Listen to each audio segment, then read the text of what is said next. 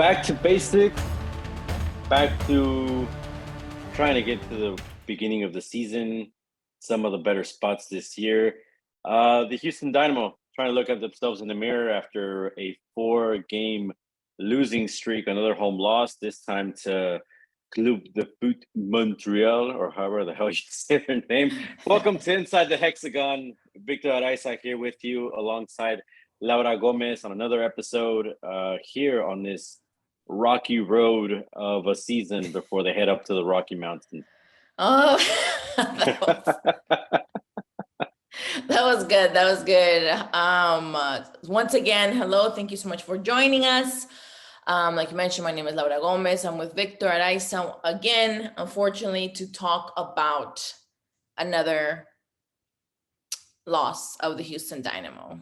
Yeah, this is like your audio support group.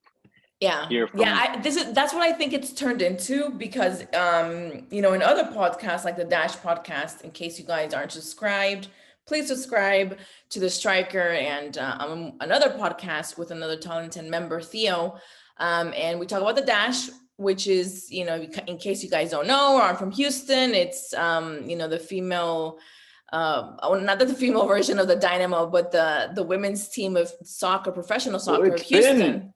It's been actually, because they've also missed the playoffs for several seasons. They actually have never made the playoffs, but they're well on their way. They're having a good season this year.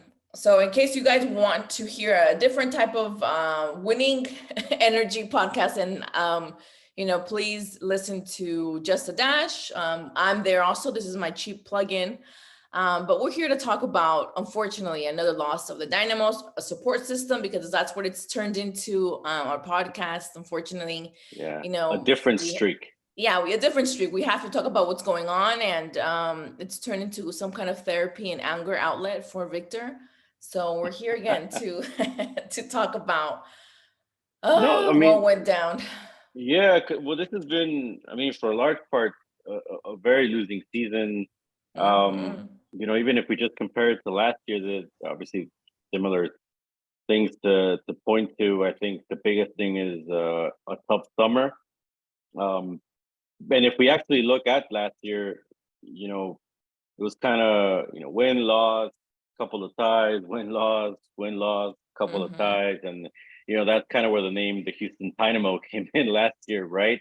Once it got to the month of August, it was, that's where it got ugly. And then the rest of the season kind of tanked from there, right? And then if you look at prior years before that, that was the story. And this year, a little less of a winning start, but still kind of in the mix, more so than just kind of a long shot, right? And again, here we are into August, and another long losing streak, another this time I think a bigger just gut punch the way these losses are coming. And it's, there's still a mathematical possibility, right? 9 games left, 8 points out. But to give you kind of the difference here, we're actually going to see the number 11 versus number 12 team in the Western Conference this weekend when Houston visits Colorado Rapids. But it's a 6-point difference, between 11th and 12th place. It's and ultimately, again, Vancouver at 33 points is the current team. And by the way, Vancouver a couple of weeks ago, it was the same thing, neck and neck there with Houston. Houston had them beat. Remember that? 87 minutes. This was right after the Philadelphia 6-0 loss, embarrassing loss in Philly. Houston had them on the rope. 87th minute, they come back and score 2, and now Vancouver is inside the freaking playoff line. So welcome to Major League Soccer. This is our crazy little world. But but before we go into the game that just happened, you were mentioning kind of comparing to last season. When we started the season, how did you think? I remember that we had a conversation about this in one of the pods, and I remember that I was like, I wasn't too sure because Nagamura hadn't really seen a lot of games. You were. yeah, I was like, bro, they're not gonna make it to the playoffs. Like, I was like, there's no way, because for me, like, not enough changes had been done in the players, and I was like, that's no, unless Nakamura's like this magical worker and like does like miracles. I was like, it's not happening. But You you were had falling for the more. romanticism. You were Yeah, it all like, wasn't. I'm I'm being like, realistic. no, This because ain't gonna I've been work out. fed the same story, season Yeah. past season. So I was like, no, it's nothing good as much as we would want it to be, because obviously we want to cover playoffs. We want to cover a winning team, because it's just so much better to really write about a team that does different things in the game. Because even when you're doing the recap, it's like, how many times can you say the losing streak continues? That, it's kind of like, Right. so Yeah. now that we're like, more than halfway, I guess, of the season, what you thought was in the beginning, how is it playing out? Is it worse than you thought, better than you thought, or the same? It's worse than I thought, because I thought they had a chance to hang around at least. I'd never thought they were going to be in the top spot. Mm-hmm. Certainly not the end of the year. I thought though the beginning of the schedule, and we had talked about this with so many home games, right? It was, I think, like 8 out of 12 home games to start the season. There was a big opportunity for them to take advantage of that. Start in the first couple, 1 through 4 in the Western Conference. Then when eventually the summer comes around, and it's always been a tough spot for the Dynamo, that's where it sort of levels out. But you would have had a cushion, right, at the beginning of the Mm-hmm. year to sort of ride it out a little bit, and and this was before we knew Hector Herrera was going to come into the fold. Then you would have been able to, on the back end of the season, again, level off, try to just stay in that mix and solidify something, right? In maybe September, as the season would come to a close. But it's been another downward spiral. Um, I think the problems we identified, right, and like it is every season, they almost have to be perfect. I think because it was a new general manager and Pat Onstad, a new owner, and Ted Mm-hmm. Sigo, an owner that's willing to spend, right? And a different head coach in Paulo Nagamura.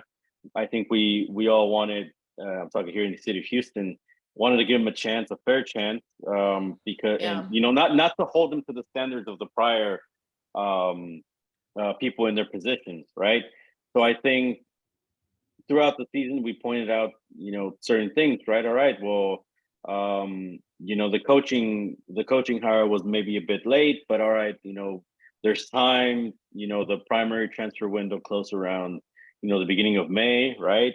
There's time to bring in somebody.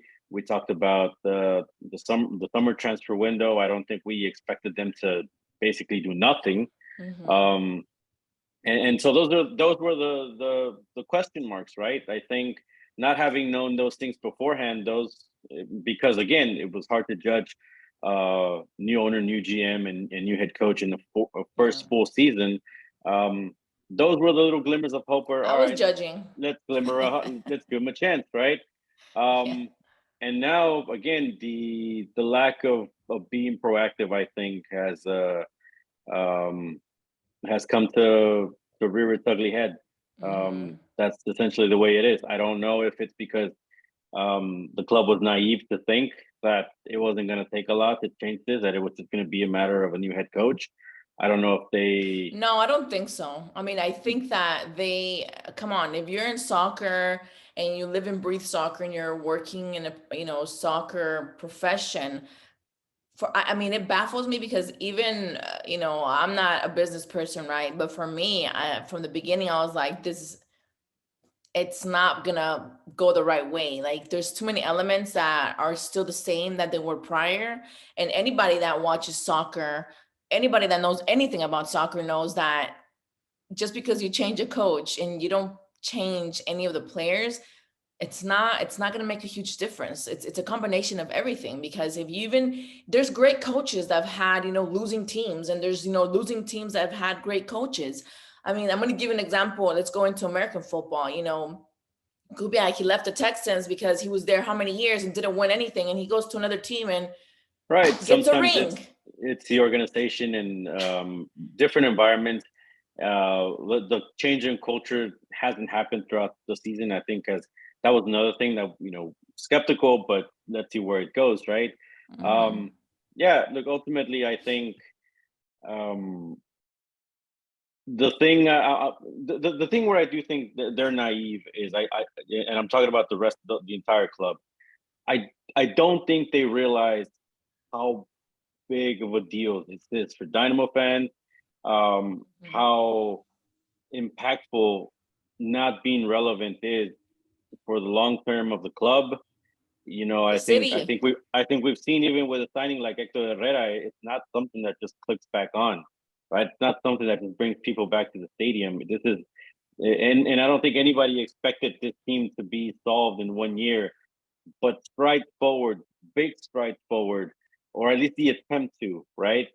And I think in several aspects you can say it hasn't advanced. In certain positions, I think you can say people have continued to sit on their ass on this, and that's why the club is where it is. It's not an easy fix, but they're the first ones to that should be able to recognize that. The other part is, I mean, again, I think it has more urgency, right? On the lack of on the entire organization, right? I mean, Pat Onstad or whoever's in charge, should have driven the point. This needs to be a playoff season. It doesn't matter if the team gets the playoffs and they lose out on the first game, but this team needs to get to the playoffs no matter what. And then what happens then, then tweak it, then experiment and do whatever you want. But priority number one is get to the playoffs at all costs. And I think in that sense, and especially with, again, the start with a bunch of home games in the beginning, right? The way that there's maybe been, too much experimentation with players. Because I think there was enough to study from the past seasons. I don't think it was all on the GM and all on the coach. No, yeah, I agree with you. Yeah. Even with the late start for maybe Onstad, but maybe he would have liked. I don't know if he would have liked to start sooner as the GM. Nagamura coming in a little bit later than he probably would have liked as a coach. I think there's certainly things where they got it wrong, and this is where the team is now. At this point, I go back to it, and I think I said it then, and I've said it. I said it with when Tab Ramos was here, and I said it when Wilmer Cabrera was here. Whatever coach you bring in, it all has to be going in the same direction, right? If you're going to bring a youth-minded coach, then you got to supply him a roster that's going to be something, right? Something that's going to go to his strengths, right? That's part of it. The other side of it is, maybe they were expecting the coach to be the difference, because there are some players here to work with, but I think again, that's a big debate. Ultimately, where I bring this to is this last game in Montreal, right? To kind of just go deep into this one. Yes. Players and coaches both have, part to play, right? Herrera, 12th minute gives the great pass to Sebastián Ferreira, but I think, maybe I'm wrong. I don't think those are plays they necessarily draw up in training, right? I think those were two experienced guys teaming up, and Herrera putting on a dime, and maybe not. I'll give him the benefit of the doubt, right? But I think and that's a great goal to start this game, right? We talked about how this was going to be an accessible game at home. There's no reason why Montreal on paper it was winnable. Well, there's no way Montreal. I'm sorry, I don't care how good they are under Wilfred Nancy. The fact is, it's a Canadian team, a long way from home. Houston, August, in their own stadium, needing to get a victory. And they have players like Herrera, like Ferreira, Carrasquilla from the start. This should have been a team that won it. After that goal, just a couple minutes after, it really just about a minute or two after, Steve Clark with a very uncharacteristic error. I call that mental, right? That's part of the moment the team is living in right now, where And desperation. yeah, I mean, it's an error that self-inflicted. 15 minute, it's a goal off the penalty, and it's 1-1, right? And who scored it? Former Dynamo. Um, Rommel Kyoto. yeah, we're gonna fast forward a little bit, right? Because we can say, all right, that's a player error, right? But then you have the second Montreal goal, 28th minute. It comes off a set piece, right? And how many times have we talked about goals off set pieces? I mean, and I'm not, this isn't to criticize, but to me, it just, every coaching staff's going to have their way of doing things, right? But I think you look at a team that's winning, right? In the Houston Dynamo, for example, and you have players that, everybody gets their mark, right? And defends them well. And I think you see the Dynamo, and it's, maybe I'm just somebody against zonal marking, but it's amazing to me how you have, what was this, like 8 players, 9, I mean, I guess essentially Yeah, they were open. all of them. You more have team inside your own box, all kind of centrally, very disorganized, and that's part of what causes that second goal, right? Montreal 2-1. But again, Houston coming back in the game, trying to get a goal, generating opportunities. Ultimately, it happens. Quintero to Rodriguez out on the wing, inside, where Steres, the defender, just pushes it in, and it's tied at 2-2. Then, of course, another penalty conceded. I don't think it should have been called a penalty, but at the end, divine intervention, right?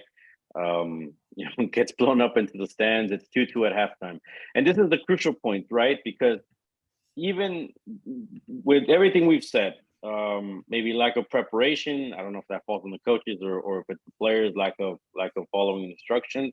That self-inflicted goal by Clark, who it's tough to go after him, right? Because he's had a good season and he's been one of your more dependable players. I mean, unless he's playing with an injury that we don't know about, and maybe you can say coaching, why not switch him out? Obviously, this was a game where Kadebe was out still to injury. Parker was out because of the health and safety protocols. So you were without your 2 preferred central defenders. And at halftime, it's still winnable, right? 2-2. What happens for the start of the second half? It's a change in formation. It's a change where the attack loses a player in Memo Rodriguez, who, by the way, it started in this game, to bring in a player from the Dynamo 2, Mikael. We talked about younger players getting minutes, but I think here the problem isn't so much of a younger player coming in, but the line of 5, right? Maybe going defensive at home against a team like Montreal. By the time you had tired legs, I think the intentions were good to bring in Dorsey and Lundqvist. Unfortunately for Houston, they just came a little bit too late, because right before they were about to enter the game, 68 minutes, great play on the other side. Montreal, great in the sense of it was a nice goal. It was a really nice goal. I mean, he took out, I want to say, at least 4 to 5 Dynamo players, and that has skills, because, and how are you to be fair, again, players are just kind of standing there, but it's, again, I think it's, they were standing there, but you would think also you have to also give the opponent some props, it was a nice.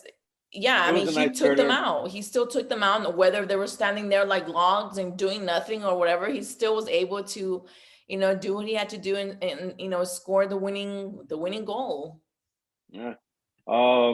There was a play earlier in the second half. I think it was Ferreira where it goes off the post, but that's about the best I can remember from the better attacking plays in the second half. Ultimately, I think that changed. Just it neutered the Dynamo attack, and when you're at home, got to be a little bit more aggressive, get the 3 points, especially with the current situation. Because again, I think you see Vancouver, for example, a team they had on the ropes just a couple of weeks ago, and granted they played a couple games here, but this can turn easily the other way, right? In a matter of a couple games, because again, what's keeping the Dynamo alive in the playoff race, mathematically at least, isn't what they have to offer, but the fact that the teams around them aren't that great either.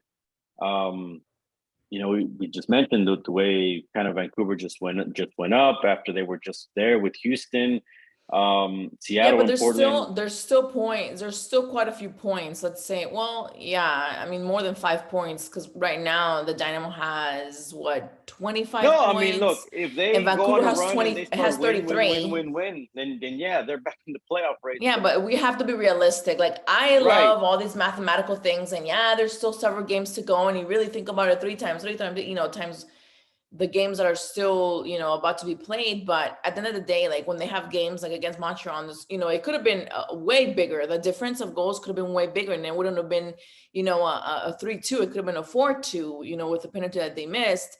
But even then, like the shots, it was more, it was like double. The Dynamo had 7. Montreal had 15 shots on target. From the Dynamo's 4, and there were 7. So it's still, for me, when you show those kind of stats, it's still like, okay, there's still whatever, how many games left? What is it, 9 or 8 games? I can't remember. Yeah, 9 games. So it blows my mind. I'm like, yeah, mathematically, yes. And I love how the fans want to be positive about it. And they're like, hey, but we can still make it. Yeah, but when you see games like this, I'm like, I don't see the Dynamo winning. I don't see them Dynamo bringing out a miracle and pulling it, out of a magical hat and winning all those games and making it to the playoffs. Yeah, it's because again, the losses. Forget that for the sake of the argument now, just because it doesn't matter. That early start at home, the first 3 months with a heavy home schedule. All right, you didn't make use of it. But again, the home games they did have in the summer, the only one they've won, the one against the Chicago Fire, right? In early June, they lost to Charlotte. They tied to FC Dallas, and they were actually lucky to get have that comeback tie, really, because Dallas was on the way to winning that game and probably should have put it away. Lost to Minnesota. Now losing to Montreal. This is also with the Philadelphia 6-0 defeat on the road. That Vancouver gut punch, right? We talked about 2 goals late. Actually, that was just the prior week. So there you go, Vancouver with those 6 points rising up.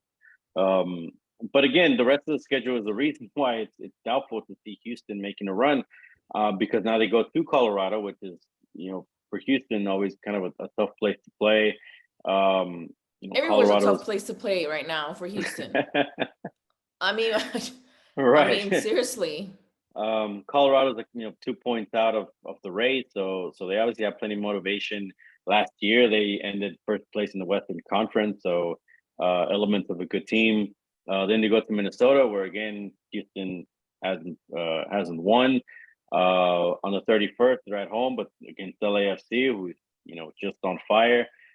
Even if they don't bring Bell or Chiellini, I mean that's and that's just in the month of August. They still got to go to Seattle.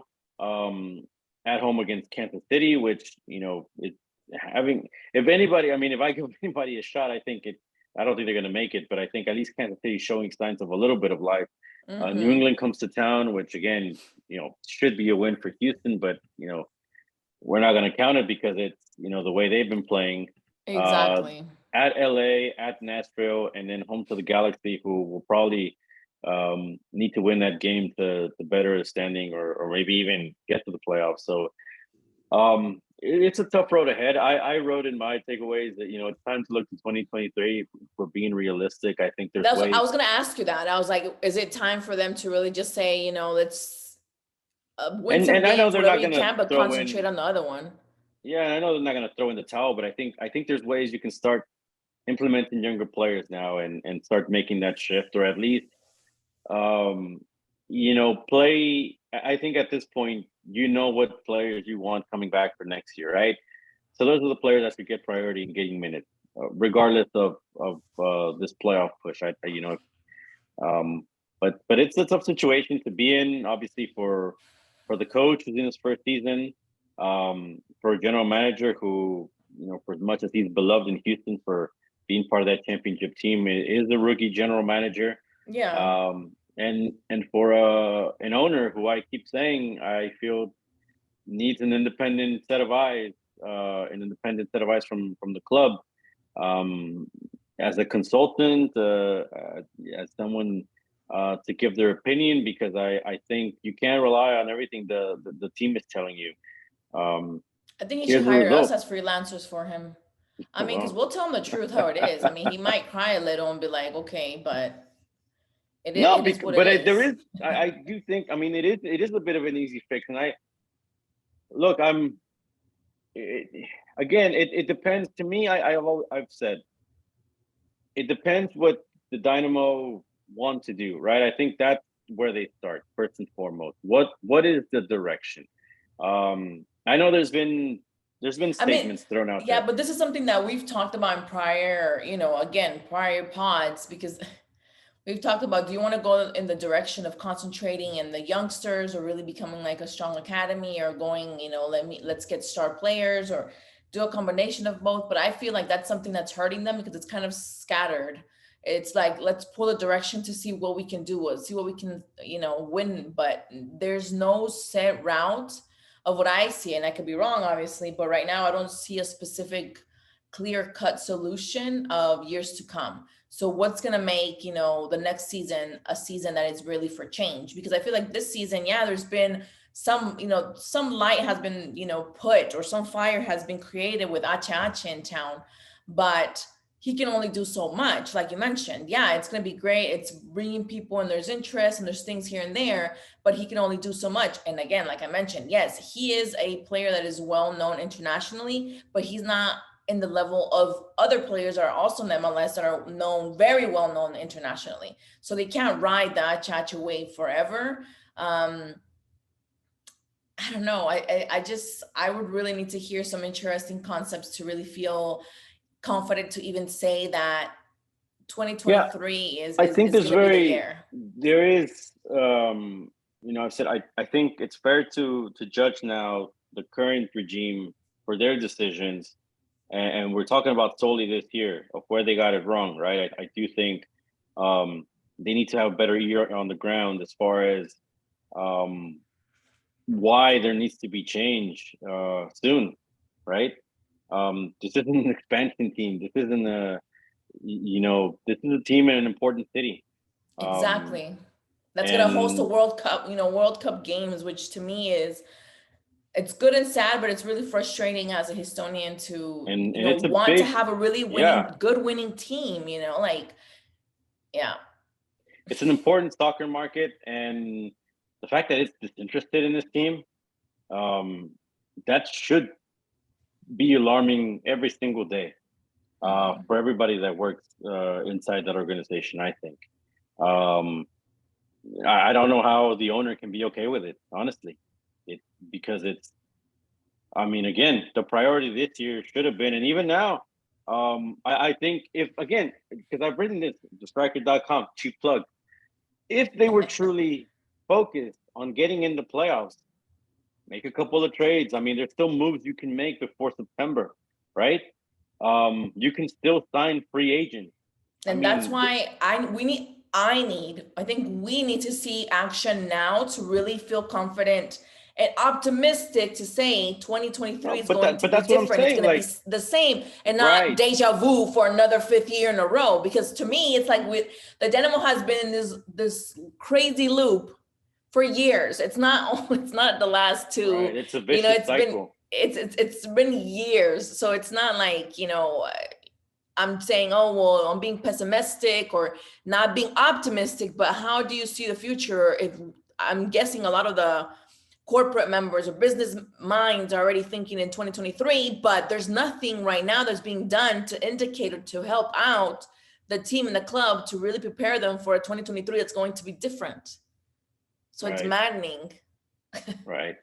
Um, Again, I think the lack of action speaks of well, because one thing is saying you want to make the playoffs, and the other one is the lack of movements, right, to make that happen.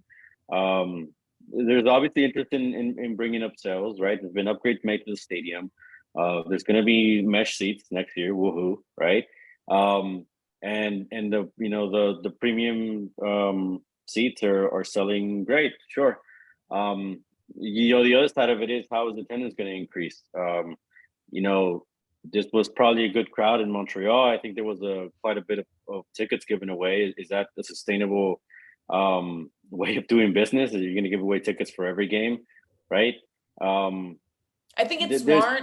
I think it's smart to do it in certain games I'm not certain against things it. like that, because I'm just saying, yeah, of course, the business time. side of it. But I'm saying, like, in the community side of it, I think it's nice, because I want to say, when we were in Robertson Stadium, I would see a lot of children saying, I want to be in the Dynamo, blah, blah, blah. And they were like 5 years old, 6-year-olds, trying to buy the shirts and stuff like that.